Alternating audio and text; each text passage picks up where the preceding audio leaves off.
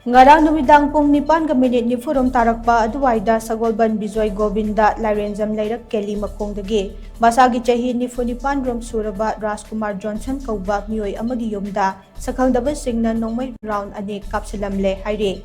Thouong adu yaningdaba phongdokpa oina ngasi maikai adongi Meira Paibi amasong club ki member shingna wakat mifam chathakre. Thouong thokpam dagi press na fangba paw amana hai. Ngarang Numidang pung 9:04 tarakpa aduwaida Brownie Club ki General Secretary oibata natana Sagolband apunba loop salup ki convener su oiriba RK Johnson ki Yumda motorcycle tongduna lakpa shakhangdaba meeoi anina mahak hangke. Maduda Johnson di Yumda leite haina hek khanganbaga meeoi amana Nongmei satoklaga yumgi thongnau amade manakta thamba plastic water tank amada Nongmei round ani Kapsillamle hairi. Ngarang Numidang Johnson ki Yumda chathadamliba Thouong adu yaningdaba phongdokpa oina ngasi Sagolband Bijoy Govinda Lairenjam Leirak Keli Makhong da leiba Brownie Club ki mamangda maikai adongi miyamna wakat mifam chathake. Wakat mifam aduda saruk yaramba Development Committee ki General Secretary L Sunil na hai. Ngarang Johnson ki Yumda chathadam kiba Thouong adu condemn tawe. Thouong adu kari marang gidamak chathadamlibano haibado mari leinaba singna singdokpirao. Law and order ki fibam fagatle hairaga micham miyam ki punsida aki akhang nanghaliba asi khangbada ware asigumba Thouong asi lengak na sulumna lawduna thaudo asida generiba singfaduna logi oiba action lawkhat haningi haina mahakna phongdokhe.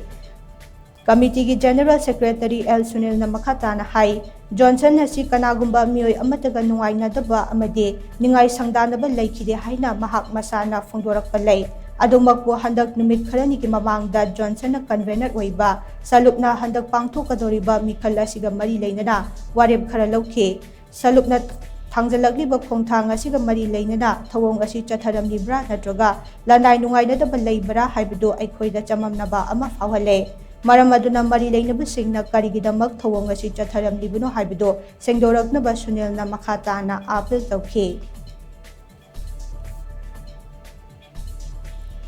Lakadoriba Lok Sabha election asida Sagolband apunba club ki oiba wareba makhang lawi lawriba wareba dudi election campaign tawdaba lekai da chakcha haijana ba tawdaba public meeting tawdaba isa isa gi apambada bot thadabiyo amadi senna gi maikai da leiraga hummaga chatlangumji haiba aduma fireba masu leiba aduma campaign adu chatharubugi da makta tawraklibra natraga lanai gi karigumba nungainadaba leibadagira masada hangbadadi lanai gi nungainadaba kaimta leite hai aduna asigumba Thouong ase sarkarna sulumna lahoninge asigumba Thouong ase tawhanjingde amadu madumba Thouong adu thamoi sokna nungaitaba amadi condemn tawba kalona nang asigi wak masi phamjaba.